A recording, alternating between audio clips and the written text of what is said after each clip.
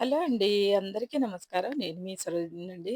తెల్లవారుజామునే లేచి ప్రతిరోజు కూడా కార్తీక మాసంలో దీపం పెట్టుకుంటున్నానండి. అది మీకు వీడియోగా ప్రతిరోజు పెట్టకపోయినా, ఒకరోజు లేట్ అయినా కూడా పెడుతున్నానండి.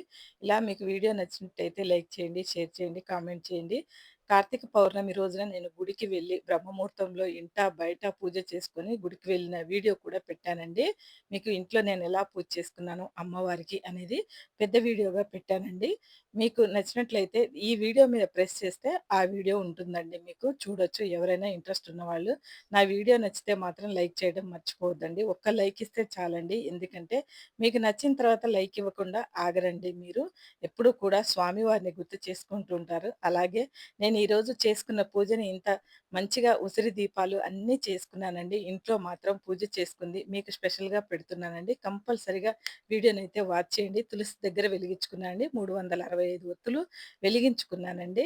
ప్రతిరోజు కూడా ఈ బ్రహ్మముహూర్తంలో నేను ప్రతిరోజు పూజ చేయని రోజు లేదండి. ప్రతిరోజు చేస్తాను. పూజ అంటే ఎప్పటికీ చేస్తూనే ఉంటానండి. కానీ ప్రత్యేకమైన రోజులు కాబట్టి మీకు చెప్తున్నానండి. వీడియో వాచ్ చేసినందుకు